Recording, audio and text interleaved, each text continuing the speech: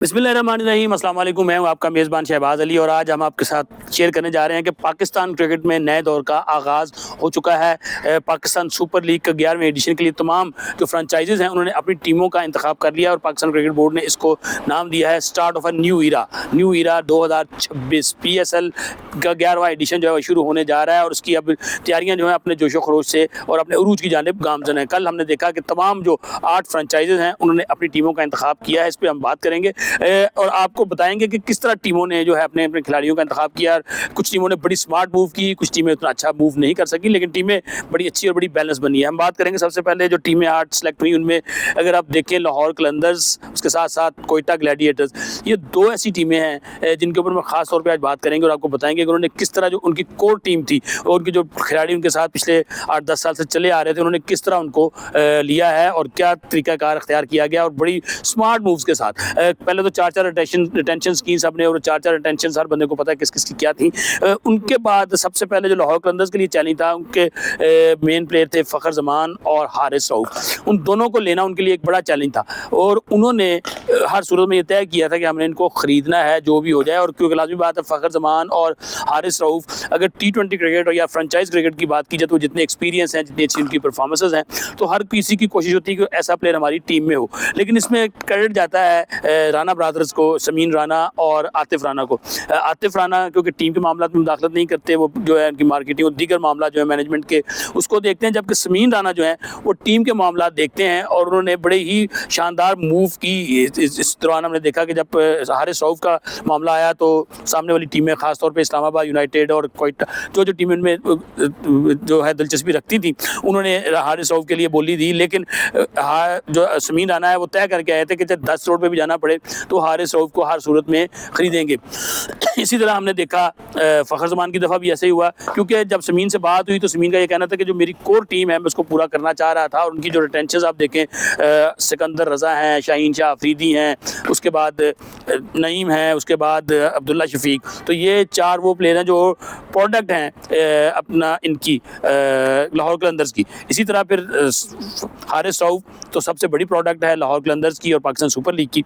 इसी तरह फ़खर जमान, तो उन्होंने इन तमाम को एक प्लानिंग के तहत ख़रीद लिया। इसी तरह अगर हम कोयटा की तरफ जाएँ तो कोयटा ग्लैडिएटर्स को बहुत कम लोग जानते हैं। जो कोयटा ग्लैडिएटर्स के ऑनर हैं नदीम उमर साहब, वो कराची की जो क्रिकेट है, कराची रीजनल क्रिकेट एसोसिएशन, उसके प्रेसिडेंट भी हैं और कराची और पाकिस्तान की मशहूर क्लब जो पाकिस्तान क्रिकेट क्लब है उसको भी वो चलाते हैं। और बहुत से क्रिकेटर्स जिनमें सरफराज अहमद हैं, उसके साथ साथ हम अगर बात करें ख्वाजा नाफे और बहुत से क्रिकेटर ये वहाँ खेलते हैं। और ख्वाजा नाफे को जिस तरह उन्होंने लिया नदीम उमर साहब ने, हमने देखा कि उन्होंने एक प्लान किया हुआ था कि हर हाल में उन्होंने ख्वाजा नाफे को पिक करना है और उनकी कीमत कहाँ से शुरू हुई और कहाँ जाके, कि वो उनका ये कहना था कि अगर हमें इससे ज़्यादा पैसे भी देने पड़ते तो हमने ये तय किया था कि ख्वाजा नाफे को लेना है, क्योंकि फ़हीम अशरफ जो कि कोयटा के की प्लेयर थे उनको ले लिया था इस्लामाबाद ने। और फ़हीम अशरफ का जो सबसे बड़ा छक्का लगा कल जब बोली शुरू हुई तो 8.5 करोड़ रुपए में फ़हीम अशरफ को लिया गया। और ये है T20 क्रिकेट की अहमियत, क्योंकि फ़हीम अशरफ ने 2 रोज़ पहले ही पाकिस्तान को मैच जितवाया था और उस वक्त लाइमलाइट में थे और हर टीम की ख्वाहिश थी कि हम उनको लें, क्योंकि इस्लामाबाद यूनाइटेड में थे, फिर कोयटा ग्लैडिएटर में गए और कोयटा ग्लैडिएटर्स में उनकी परफॉर्मेंसेस बड़ी अच्छी रही तो दोबारा से कोयटा ग्लैडिएटर्स। इस पर नदीम उमर ने यह भी कहा कि इस्लामाबाद हमसे जो है सूद समेत ले गया फ़हीम अशरफ को, तो बड़ी दिलचस्प सूरत हाल वहाँ हमें देखने में आई। इसी तरह हम देखेंगे, बात करेंगे रावलपिंडी की। रावलपिंडी जो कि मुल्तान सुल्तान थी पहले, जब नेम ऑनर्स आए तो उन्होंने इसका नाम रावलपिंडी रख दिया। अब रावलपिंडी के साथ नाम अभी उन्होंने इसका तय नहीं किया, लेकिन उनका जो बेंच था वो भी बड़ा मजबूत था, वहाँ इंतज़ामुल हक मौजूद थे और बड़ा अच्छा लगा। वहाँ पे पाकिस्तान क्रिकेट टीम के साबिक़ कप्तान राशिद लतीफ़ बड़ा बोल्ड हैं और इस क्रिकेट में और पाकिस्तान की क्रिकेट में उनकी बड़ी खासी गिरफ्त है डोमेस्टिक के ऊपर। इसके साथ साथ मोहम्मद रिजवान जो कि पाकिस्तान के साबिक़ कप्तान हैं वो वहाँ मौजूद थे, टेस्ट विकेट कीपर हैं। इसके साथ साथ वहाँ पे हमने देखा जो राशिद भाई को और के साथ साथ इंजमाम भाई के साथ देखा हमने अब्दुर्रहमान पाकिस्तान की डोमेस्टिक क्रिकेट के चंद जो कामयाब कोचेज़ हैं उनमें से एक हैं और उनकी बड़ी ज़बरदस्त टीम थी और उन्होंने देखा कि बड़ी अच्छी मूव्स की। इसके साथ साथ हम बात करेंगे इस्लामाबाद यूनाइटेड की तरफ, जैसे मैंने पहले बात की दोहराना आऊँगा मैं। इस्लामाबाद यूनाइटेड की जो टीम थी उसमें हमने देखा कि शादाब भी ऑनलाइन थे, रेहान और अली नकवी ये लोग मौजूद थे, क्योंकि उनके बड़े अहम साथी थे हसन चीमा जो कि मूव कर गए हैं सियालकोट स्टैलियंस में। तो बड़ी शानदार उनकी भी हमने देखी कि आपस में लाइजोन था इनका और और उन्होंने भी कोशिश की कि जो उनके मेन प्लेयर हैं उनको वो कोशिश करें कि उठा लें। कल जो हुई बिडिंग हुई, उस बिडिंग में आपने देखा कि प्लेयर्स, क्योंकि हम नॉर्मली ये देखते हैं कि यार टीम आके कहती है कि जी हमें अपनी मर्जी का प्लेयर नहीं उठाया क्योंकि हमारी ड्राफ्टिंग की पिक नहीं थी। तो कल ये सिलसिला ख़त्म हुआ और उस पर देखा कि प्लेयर्स के भी वारे न्यारे हुए, प्लेयर्स को भी बड़े पैसे मिले, कुछ प्लेयर्स को बहुत ज़्यादा पैसे मिले, शायद आम रूटीन में उनको इतने पैसे ना मिलते, लेकिन कुछ प्लेयर्स को बहुत कम पैसे भी मिले, जो अगर आम रूटीन होती तो उन्हें अच्छे पैसे मिलते वहाँ।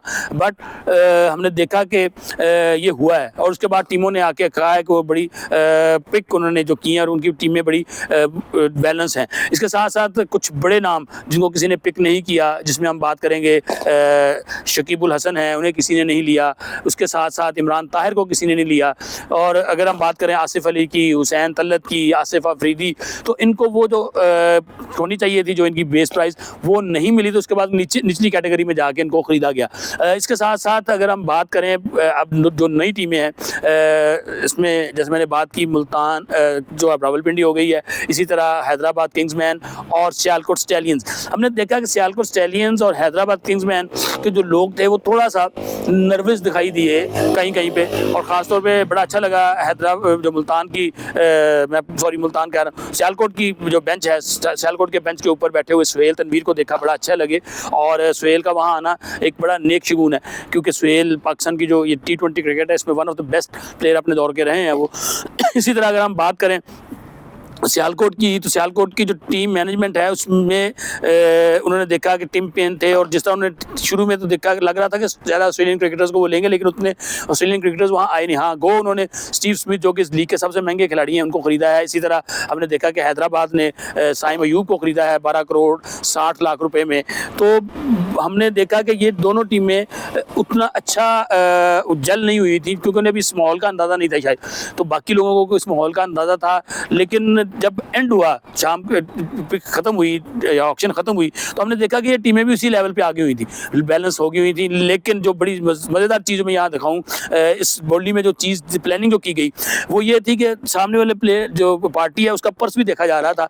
तो कई दफ़ा हमने देखा कि कुछ प्लेयर्स के ऊपर के वो जानबूझ के, मिसाल है कि कोयटा ने कहा कि नहीं हमने ख्वाजा नाफे को लेना है, तो ख्वाजा नाफे के ऊपर, क्योंकि पर्स लाजमी का बात है, जब पर्स किसी का कम होगा तो फिर जो प्लेयर वहाँ से बचते हैं दूसरे के पास मौका होता है कि अच्छा प्लेयर वहाँ से कम पैसों में उठा ले। तो ख्वाजा नाफे के ऊपर हमने देखा, फिर फ़हीम अशरफ के ऊपर देखा, फिर इसी तरह हमने आसिफ अफरीदी पे देखा, इफ्तिखार अहमद पे देखा कि वो सामने वाले को उसकी कीमत बढ़ाई गई, यानी कि अगर 1 करोड़ लगी तो 1 करोड़ 10 लाख रुपए अगले ने कर दी, 1 करोड़ 20 लाख। अब क्योंकि एक पार्टी तो तय करके आई थी कि हमने इसको खरीदना है, उनका जो बैलेंस बना हुआ था उसमें वो फिट आता था, तो उन्होंने इसको खरीदा। तो ये भी एक बड़ी स्मार्ट मूव देखी हमने, और टैक्टिकल मूव्स इसको कह सकते हैं बोली के अंदर 8 टीमों की। और ख़ासतौर पे मैंने जैसे बात की कलंदर्स, कराची किंग्स और कोयटा ग्लैडिएटर्स, इन्होंने बड़ी स्मार्ट मूव्स की हैं। सामने वाले के अपना जो पर्स था उसको भी बचा के रखा, उसको अपने तरीके से यूज़ किया, और सामने वाले का पर्स जो है उसको कम भी किया। उसमें हमने देखा कि कुछ प्लेयर बहुत महंगे गए हैं, और कुछ प्लेयर जैसे उवैद शाह हैरानकुन तौर पे 2 करोड़ से ऊपर चले गए। इसी तरह मैंने जैसे बात की आसिफ अली, जो कि इस वक्त भी पाकिस्तान के तो बेस्ट हार्ड हिटर बल्लेबाज हैं, वो सिर्फ 60 लाख रुपए में गए। इसी तरह हमने देखा आसिफ अफरीदी, पहले वो नहीं थे, फिर 60 लाख से दोबारा से मूव शुरू हुई, और फिर वो कहाँ जा पहुँचे। इसी तरह हुसैन तलत भी 60 लाख 62 लाख में गए। तो ये वो चीज़ें हैं जिसने पाकिस्तान क्रिकेट में एक तो रौनक बहाल हुई है, और अब हर बंदा जो है उसको हर प्लेयर की वैल्यू भी जो है वो पता चल गई है। और इसके साथ साथ हम माजी में जो ड्राफ्टिंग हुआ करती थी उसमें होता ही था कि अगर कोई मेरा वाकिफ़ है या आपका कोई वाकिफ़ है तो आपने किसी कोच या ये प्लेयर को देख लेना, तो प्लेयर आसानी से एडजस्ट हो जाते थे। लेकिन इस मरतबा डायरेक्ट मालकान जो थे वो भी इसमें इन्वॉल्व थे, वो पैसे भी डायरेक्ट वहाँ से बोली लग रही थी।